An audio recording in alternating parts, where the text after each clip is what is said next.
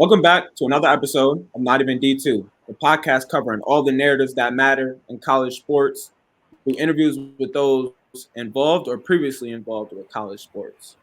If you're watching on YouTube, make sure to hit that subscribe button. If you're listening on any other platform, make sure to hit that follow button. Also, go follow our socials on Instagram and X at Not Even D2 for more college sport content. You guys definitely appreciate what we got going on our socials, and we appreciate all the support. But on today's episode, we have Ty Nichols. Ty Nichols, currently the Keene State all-time leading scorer, had a great career at Keene State, and currently plays overseas in Slovakia, and just finished the season where he averaged over 20 points in the Czech Republic, made some history in that league as well. So, I mean, just by that, you can tell that Ty is a great basketball player. And what I like more about Ty is he's an even better guy. Like, you guys can tell just through this interview, like, the vibe us three had just in this interview was high, but also just hanging around Ty and guys like Mark in the hotel, going on walks with them in Ohio. It was definitely a good trip, and we enjoyed being around those guys at the We Are D3 tournament, hearing every crazy thing that Ty got to say. I mean, I can say so many things what Ty was saying, but we'll keep that off air. And there's a lot to talk about with Ty. He's had an interesting career, so I'll let you talk about what you guys say about Ty. The first thing that I think is most interesting about Ty, he's a funny guy. Like I think he keeps everything light, which I think is always good for like team morale, especially when it comes to like those tournaments where you don't really know each other like that, and you're putting teams together at the last second, and they don't really get to practice. But I'm pretty sure he said this in a conversation to us, like he doesn't take much serious. Now that may come off as a negative thing, but I think the most interesting thing about it is when it comes game time, like when he steps on the court, he's a hooper. I said to him, he's a gamer, right? Like he always come to play. It's all business when he steps on the court. He's locked in. So I think that's what like young players can kind of take away from him and like see that, right? And I think the second thing that I find most interesting about him, he's a D3 guy that's, playing in one of the best leagues outside of the NBA/G League, right? He's playing in the Euro Cup and the Champions League with that team in Slovakia. So like he's putting on for D3, and he's in the position that a lot of D3 guys wish that they were in. And he started his journey with playing pro started in the midst with COVID, just like Eric Demers too. So it's kind of interesting how like they kind of battled through all that perseverance and made it to where they are now. Yeah. I mean, you hit it on the head mentioning like Ty's a gamer.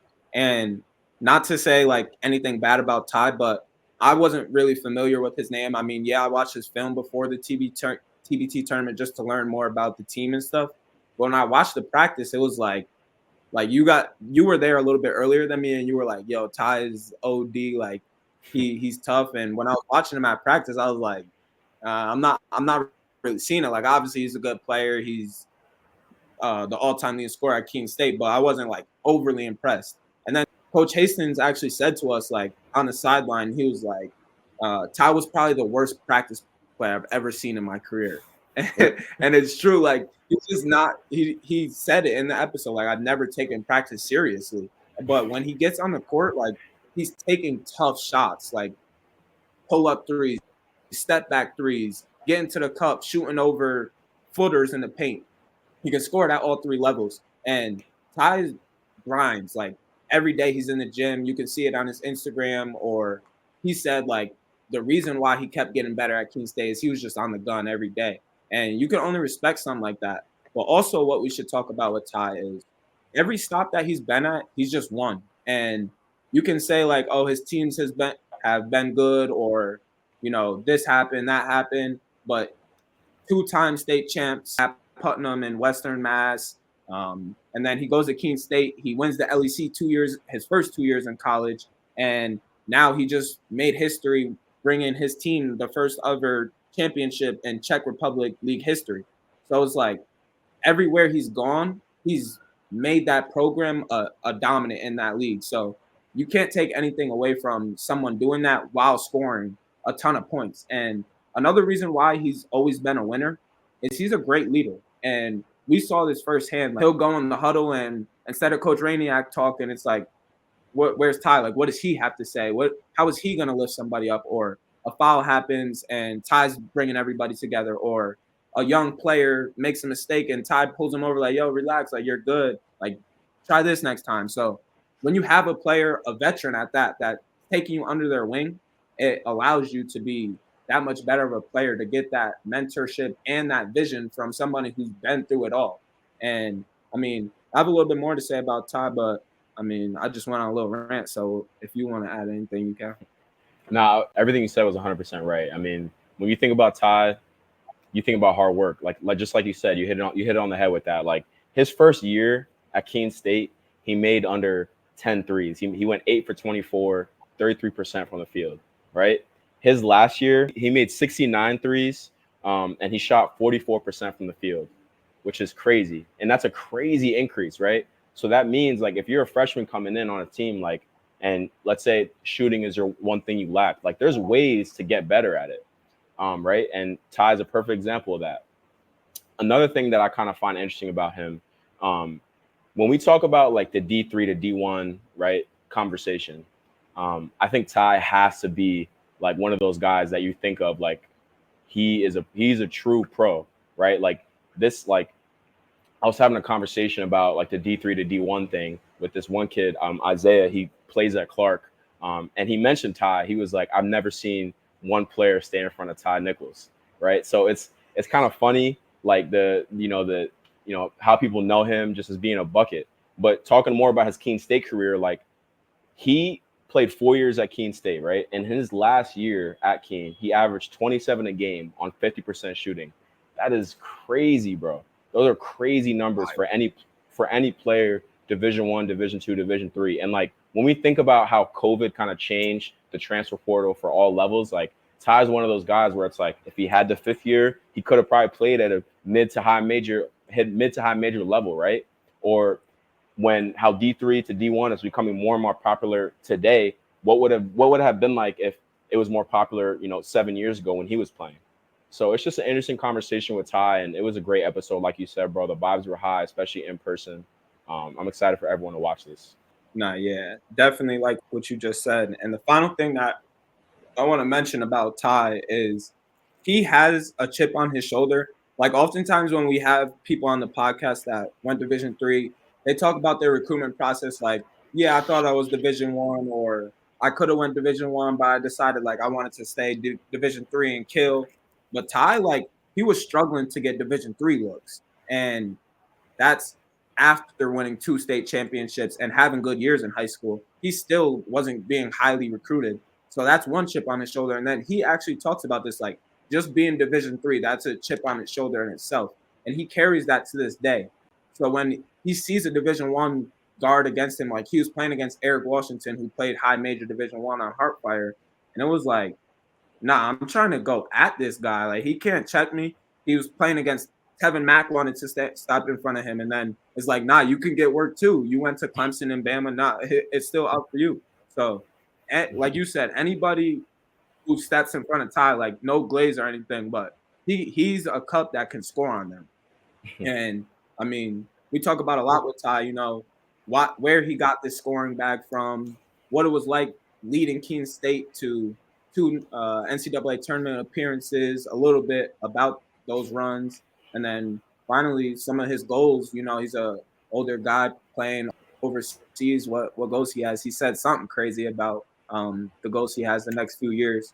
So let's hear from Ty. And Ty, you definitely better get going on this deal we made, or else you're going to be owing me $50. So let's hear from Ty and enjoy the episode. Real quick, before we end it, I got a quick question. I got a quick question for all the Keene State guys watching, and they could either put it in the comments or text one of us individually.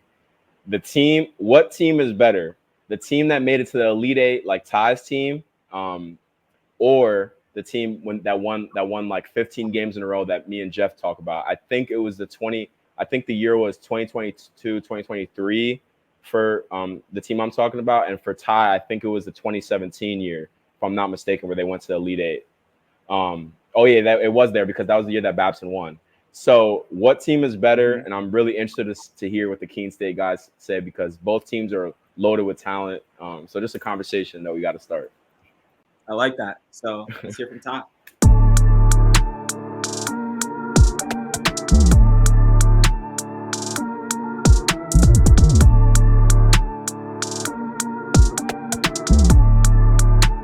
All right, we're here with Ty Nichols. How you doing today, my guy?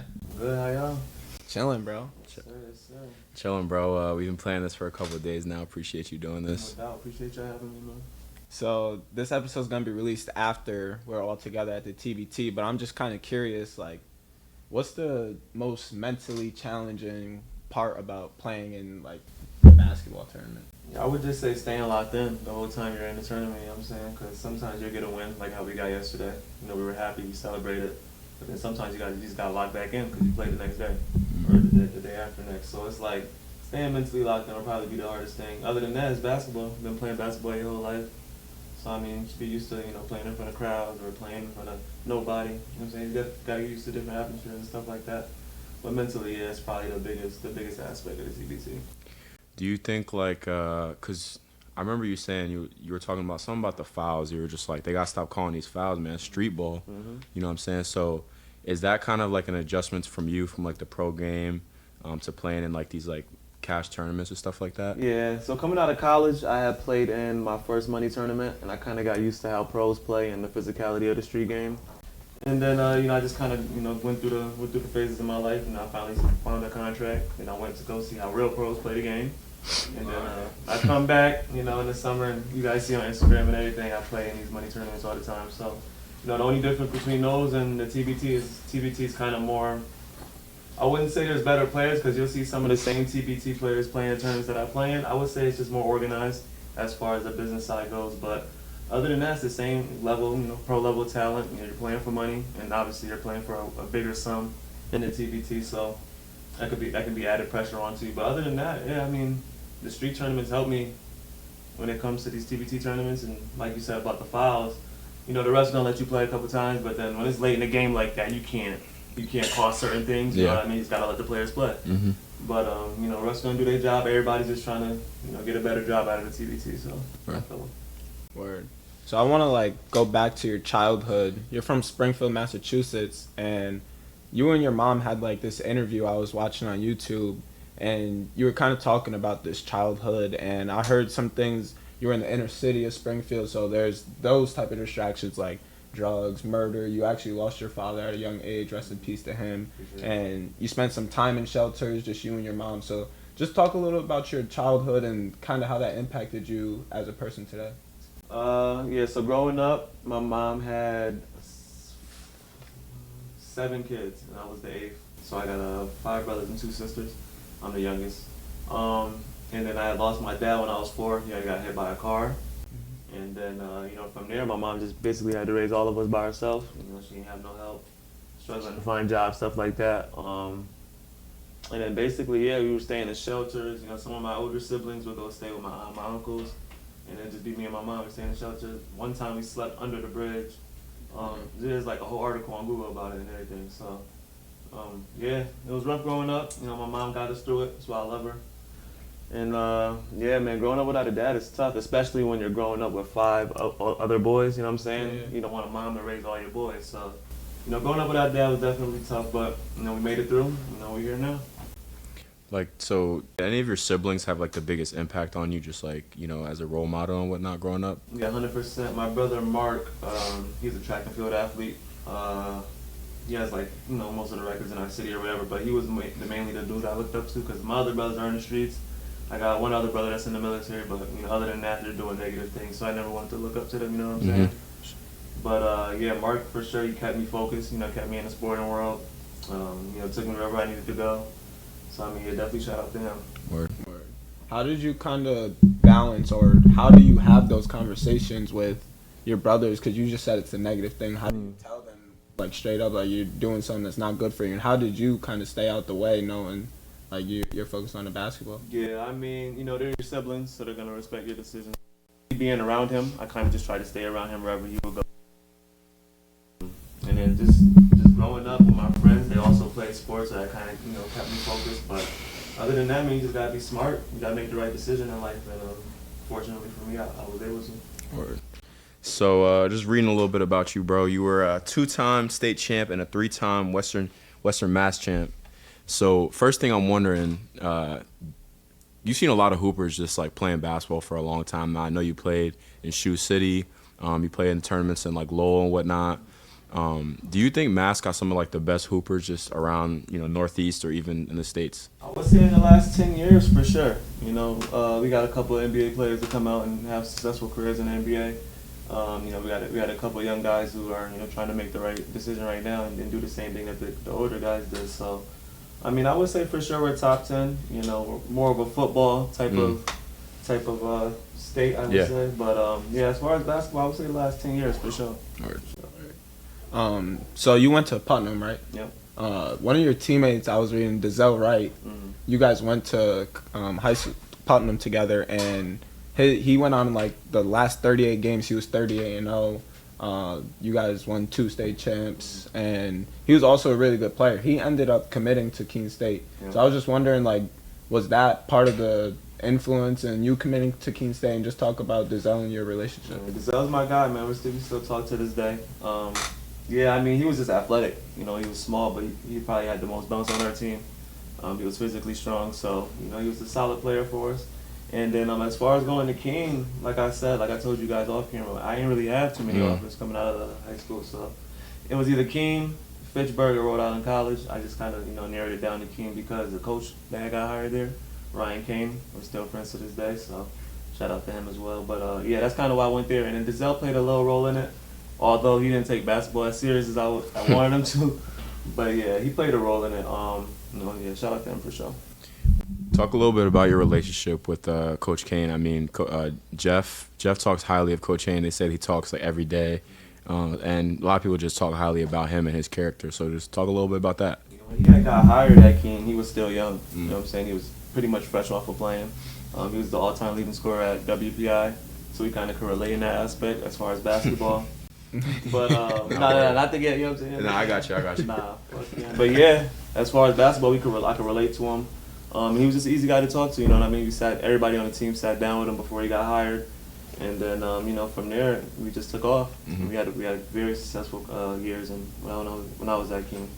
So the interview that I was talking about earlier with your mom, she was actually talking about Coach Cain and saying that, like, he was saying when you were younger, like, early in college, you weren't the easiest person to kind of coach. So just talk about your early years and how your demeanor has changed. Yeah, I got a funny story about that, actually. My first game ever in a Keene State uniform, I was late to the bus.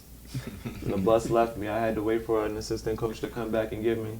So I showed up to the game about 1 hour before it started, and he yelled at me. Obviously, I deserved it. But other than that, man, wait. So nothing's changed though, because you be walking into the TBT practices. Like... Today wasn't my fault, but I'm not even gonna talk about it. But man, I'm not gonna lie, I'm a horrible practice player, horrible practice person. Gamer though. Yeah, I like to show up and play, man. That's just what I do. I don't really take practice too serious. I have never took practice too serious since high school. So, fortunately for me, I was able to, make it as far as I made it so far. Mm-hmm. Shout out to God as well, because you can't really do much without him. So, as far as Cain goes, man, he's probably the best guy I've ever met in my life. Mm-hmm. You know what I'm saying? He looks out for me. I was behind in college on financial aid, and he looked out for me for that. Yeah, he did things like that for me. So, shout out to him. No, word. You don't really see that from a lot of coaches nowadays, bro. And that's real. And talking a little bit more about your freshman year. You said this yourself, so I'm not pulling this out of nowhere, but you were like, I was ass back in high school, and I don't know if I'm believing that because you were 2-time state champ and Western Mass champ. But one thing I noticed, you shot less than you had your lowest attempts from threes your freshman year, and I'm wondering now I'm seeing you like watching the TBT games, like you're shooting pull-up threes or just making difficult shots from the three. So was that something that you just added to your bag as you got older? Yeah, so like I told you, I started playing basketball late. I didn't really start playing until 10th grade, so I kind of didn't get the hang of it. Mm-hmm. So it just took me a little bit. But then the high school I went to, it wasn't ISO ball. It was just go press the whole game, get steals. I was athletic, I was young, so I had energy. You know what I'm saying? So I just did that, and that kind of worked out for us. Yeah. And then, we went 25-0 my junior year. And we went 24-1. Yeah, 24-1 my sophomore year. Then my senior year, I lost 5 games. So I lost 6 games all of high school, and then without shooting threes. Then I get to college my freshman year. I'm still playing the same way, just defense, trying to get steals, score the ball that way. And then I had stayed up at school for the summer. I didn't come home. And Cain had ordered a shooting gun. Mm-hmm. And that just kind of changed the way I play the game. The shooting gun. I just got 500 makes a day, every day in the summer. There was nothing else to do. Keene, New Hampshire. Nowhere. There's nothing to do up there. So I'm just in the gym all day with the shooting gun. Yeah. And that definitely changed my game for sure. Without that, I'd probably still be the same. I'd probably be done playing, to be honest. It's because I feel like sometimes when you, and this is maybe I'm bugging, but I feel like sometimes when you look at like top scorers, sometimes like people will look at them and be like, oh, you know, maybe the one thing that's holding them back is like they're not as good as a defender, right? But you're saying that you're saying now that like you started how you made your way onto the college basketball scenes by playing defense. So I find that just kind of interesting that you're able to be like a two-way player. For sure. Yeah, growing up, like I said, I had energy. I was young, athletic, or whatever. Yeah. So, you know, I just wanted to play. I wanted to steal the ball as much as I could, so I played defense. I mean, everybody around me played defense. Like I said, we would press the whole game, so that kind of got me by my high school career. And yeah, it just worked for us, man. You know, defense is the most crucial part of basketball. You can score as many points as you want, but if you can't stop the other team, someone's gonna outscore someone. So I mean, yeah, defense is definitely crucial. And then just going through the years, going through college, the pro ranks, I just kind of slacked off a little bit, not too much. But yeah, I still play defense when needed for sure. So another thing I'm kind of wondering is, you said like you hit a few game winners in your high school career, and then you're doing this in college, and now like on the We Are D3 team. What is it about you that just likes, like Rudy mentioned, you're a gamer. What is it about you that just always appreciates those big time moments? I just think playing with that chip on my shoulder, you know, coming from a Division III program, we're always overlooked. So it's like you just always have that chip on your shoulder, whether you think you deserve something or not. You always got it right there. So you got to play like that at all times. And you know, late in the game, pressure moments, you know, I kind of got comfortable with, you know, having the ball in my hand. You know, and some of the guys on the team I've never met before, but, you know, through social media and Instagram clips, they've seen that I'm able to handle late game situations, so they trust me with it. And, yeah, man, it's amazing. When you do make the shot, it's amazing. You know what I'm saying? Everybody's happy for you. But when you miss, nobody, you know what I'm saying? Nobody, why you take that shot? Yeah. So you just kind of balance it out. But, yeah, at the end of the day, man, I'll always take the last shot. I love it. I love the pressure, you know what I'm saying? So. It's funny you say that because I remember, I forget the year, man, but it was when the Heat lost to the Celtics and when they went to the finals. I think it was in 2022, if I'm not mistaken, when they played the Warriors. But Jimmy Butler had a chance to shoot a three at the end. It was a pull-up three, and he missed it.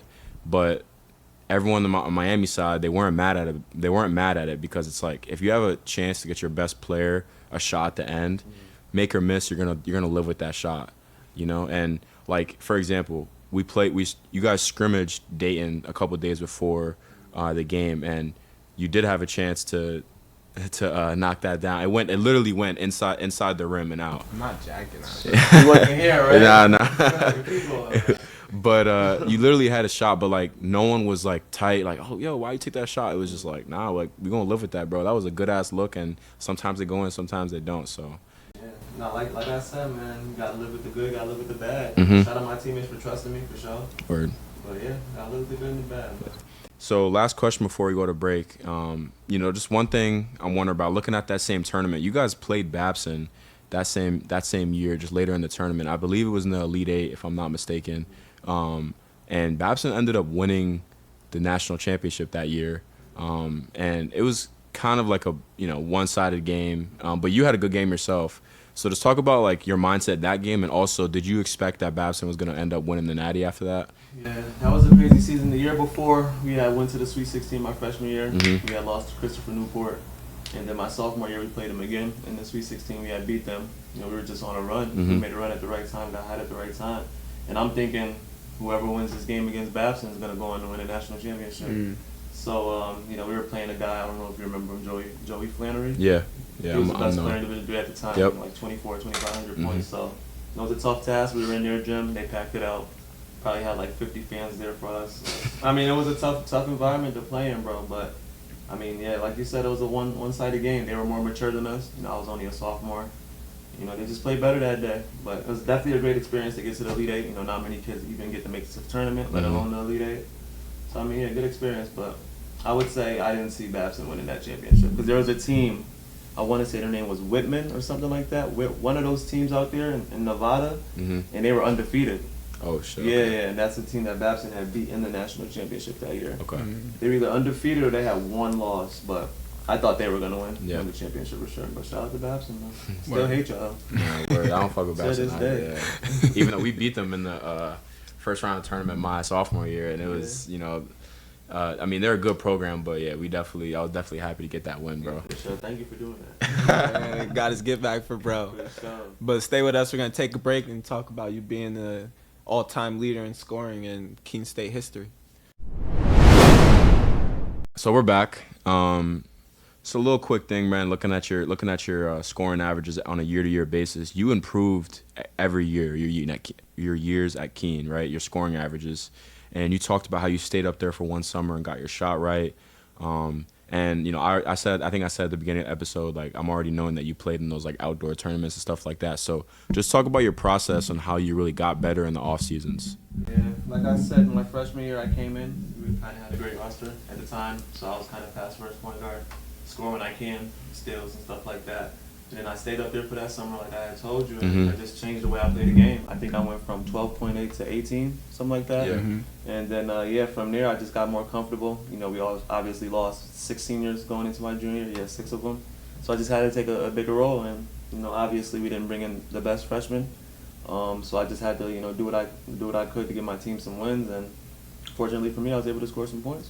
Be like actually a really crafty guard, and someone who doesn't believe in like weightlifting or something like that is you really have to be able to score at all 3 levels, have it on the string, all of that. So who were some of the players that when you were growing up that you were watching, like I wanted my game to mire him, or some of the moves you were taking? Talk to me about that. My favorite player to watch growing up was Jamal Crawford. Easily. He's just so shifty. He's skinny like me. Probably has like 2 or 3 inches on me though, but just watching the way that he gets his shots off, he gets to his spots, he's not really worried about the defense. I just kind of wanted to take some things from his game and add it to mine. And like I said, when I was able to get on the shooting gun and improve my form and improve my jump shot, it just kind of made me try to play like him a little bit more. And another guy I obviously look up to is Allen Iverson. As much as other kids do, but I have a poster on my wall at home. I've had it since I was like 6 of him. So I mean, he's one of my goats in my top 5 for sure. So him and Jamal Crawford were 2 of the guys that I just try to model my game after. A skinny type guard that doesn't play point guard. And fortunately for me, I was able to kind of take some things from Jamal Crawford. Just kind of trying to get around bigger defenders and stuff like that. You got to kind of use different things. So I mean, yeah, Jamal Crawford, Allen Iverson for sure. We're gonna talk more about your Keene State career, but one thing I'm just quick thought watching their game against Sweet Home Alabama. You're coming off screens and you're putting the defender in jail, and like you're surveying what's in front of you, and sometimes you're taking a little shot or you're throwing a lob or dishing it out in the corner. So you're kind of playing with a little bit of patience, and without really knowing all your film from your 4-year career. How do you think you kind of developed that type of poise in your game, or you feel like you've always had that?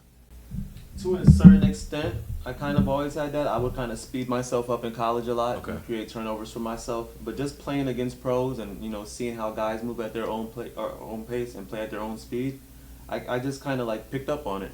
Just got to kind of go through it to pick up on it. So I mean, yeah, just playing against the guys that like the street tournaments. You see guys who are pros who played in the NBA before, played high level Division I.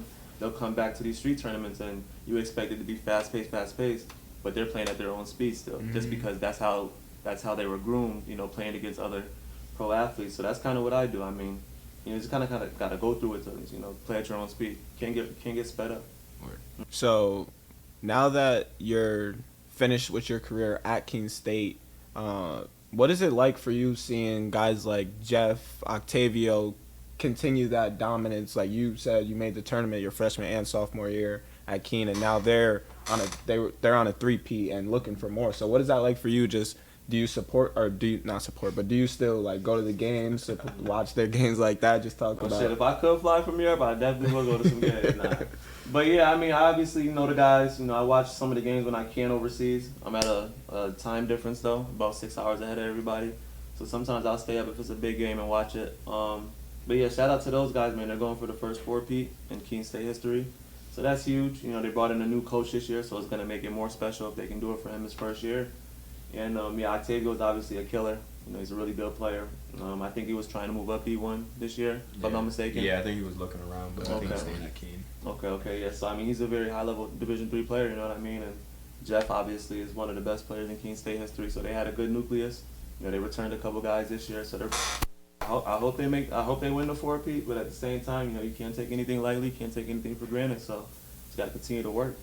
Word. One thing that I was kind of noticing as well is in the TBT practices, now that Jeff's on the team, it seems like, I don't want to say this, but you're almost like his big bro. Mm-hmm. So do you ever like talk to them, and what are those relationships like, being like the big bro? Yeah, just kind of, I mean, yeah, I'm the big bro. Nah, you little bro in here, but 4 inches, bro. I mean, but nah, seriously, yeah. I mean, look, playing with Jeff is like a kind of like a dream come true.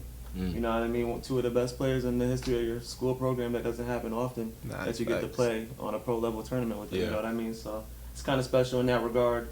Other than that, yeah, I'll get into him. You know, I'll try to teach him things here and there, and he's teaching me things as well. You know, I can still learn a lot of things about the game of basketball. So, you know, we're just kind of, you know, feeding off each other. I'm just trying to get him used to playing high-level basketball, becoming a professional, you know what I mean? So, you know, in the game, I don't even know if you guys seen it. His first play when he got in the game, he had gave up a rebound. And I was the first one to yell at him, like 100%. You know, you just can't have that. If you want to play professionally, you want to make money playing the game you love, you can't do things like that. You got to do what you're great at. He's great at rebounding. You can't give up a rebound to this person. So I got into it, you know what I mean? So, I mean, and he took it, you know, as a professional would take it, and he said, all right, I got you. And that was it. But, I'm on Jeff as much as I can, for sure.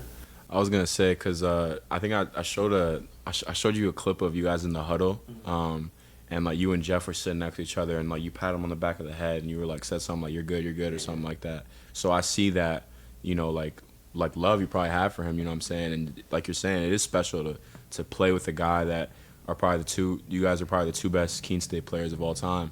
So to play, like you said, on a, you know, pro tournament like this is crazy. You know, I want to circle back because we haven't really talked about this. I want to circle back about your Keene career, and you're the all-time leading scorer in Keene State history.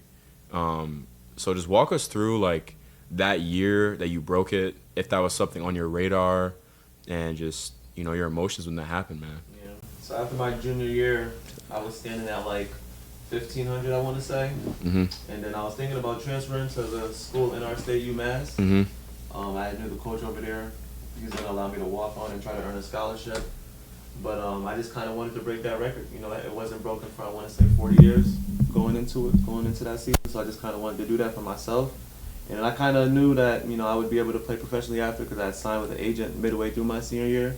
So he was kind of talking me through it. He's like, you know, just stay in school, you know, stay at Keene, break the record. I'll try to find you a job after. I was more comfortable.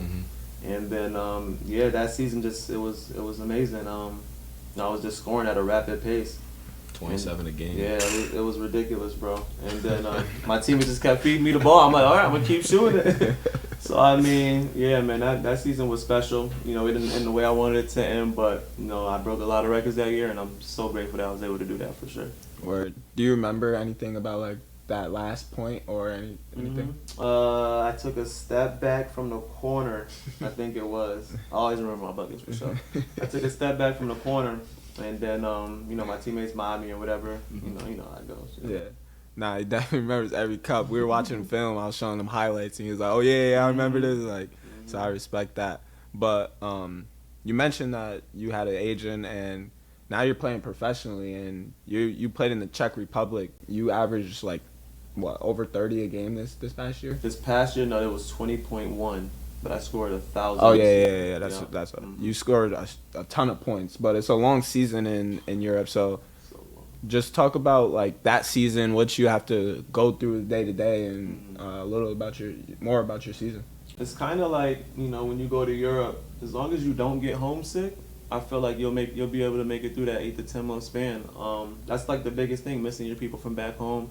And obviously you're gonna miss people here and there, but you gotta understand it's your job. You know, you're getting paid to do what you love, and you're able to travel with it. So it's like, you know, you can't really complain about that. You know, and a lot of things people don't know about overseas basketball is your money's not taxed, so you're getting everything. You can bring it back, or you can transfer however you want to do it, but it's not taxed. The team's paying for your house, your car.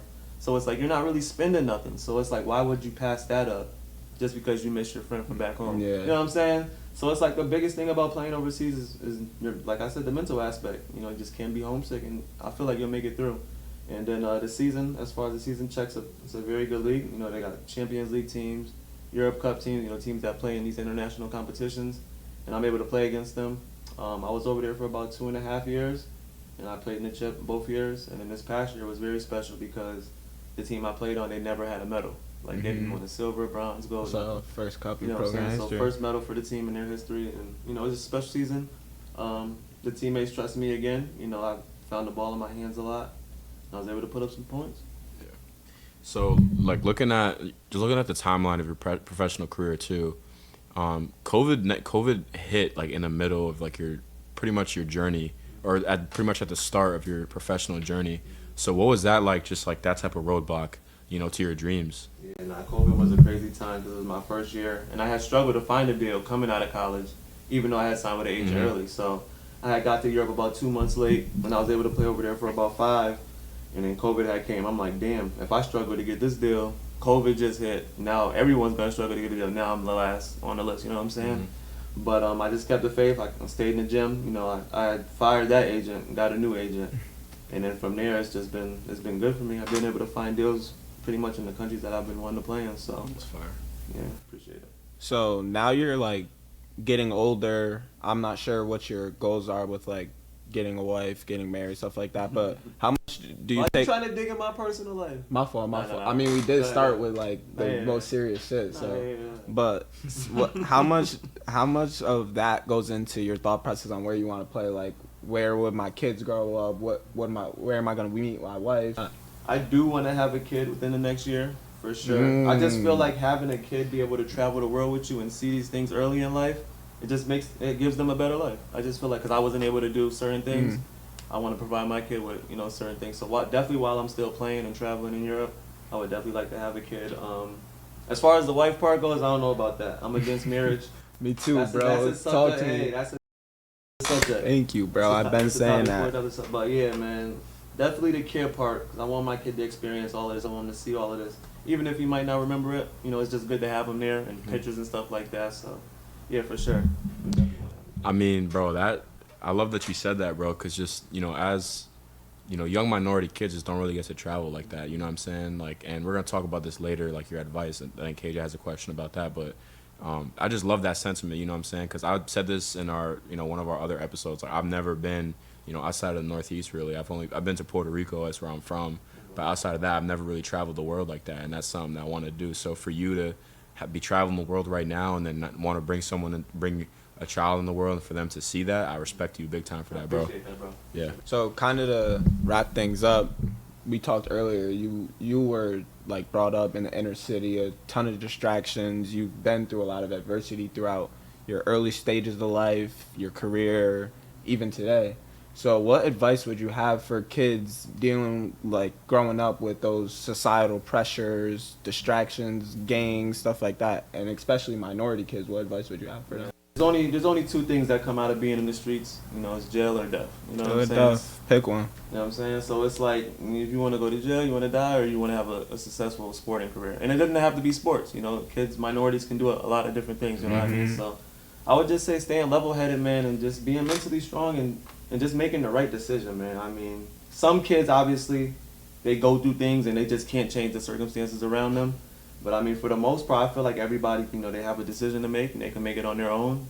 Some people are peer pressured into other decisions. So I mean, it's gotta be mentally strong, man. Gotta stay level headed. Yeah, nah, I definitely like that. Like, at some point, it's on you to make your own decision. All right, so this is not really like a rapid fire question, but I'm just wondering this.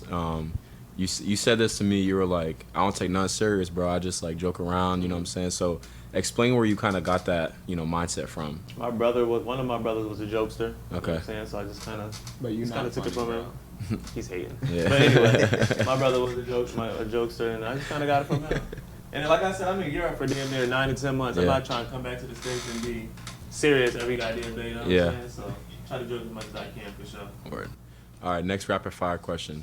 During your time at Keene, who was someone outside of like anyone involved with the basketball team or athletics that had like a big impact on you? Outside of Keene, Mm-hmm. my mom for sure. Oh, like I'm saying outside of The like basketball. like anyone at Keene State that like helped you. Tough But one. still, shout out my Dukes. Yeah, for Shout out sure. my Dukes, For sure. I don't know, bro. I had one professor at Keene, and he was like, if you want to leave class to go to your game right now, go ahead. And he said, listen, you ain't got to come to class no more. If you got a game that day, don't come to class. So I shout out to him. I forget his name though, no bullshit. Yeah, shout out to him, man. All right, and then last rapid fire question. I guess you can name more than one if you want, but who are some players in Division III that you were like, damn, okay, like they're really like that, like they're tough. Like I told you, one, Joey Flannery. He's so tough to guard. 6'5" guard in Division III. You know what I mean? You was don't checking him? Trying to. But yeah, he got the best of me. Him, there was a card Christopher Newport. I forget it. Marcus Carter. Yeah, bro, he was tough. He was tough. He was really good. Who else did I play in college? Carlos Gonzalez from Eastern. He's a really good point guard. I would say the best Division III player I probably played. There's a point guard at Amherst the time we had beat them in the tournament. I forget his name. Something Dawson. Okay. He's probably the best Division III player I played. Just so professional. He had like a professional feel to his game. So I mean, yeah, those four for sure. So this is kind of like off track a little bit from rapid fire, but quick thought that I wanted you to speak on. You're obviously playing pro for the last couple of years now, and you're playing in these money tournaments. And obviously, yeah, like we are D3, and like we know that Division III has a lot of good hoopers. But just talk about what you've seen from Division III in terms of other levels and the skill level, and now playing overseas. I don't see much between Division III and Division I besides size. You know what I'm saying? You'll have a 6'6" center in Division III. You'll have a 7-footer in college. But as far as guard play goes, I feel like guards can play with guards. You know what I'm saying? It's basketball. Anything can happen at any time. So I definitely feel like the guards in Division III can play at any level. It's just about getting exposure, getting their foot in the door. Word.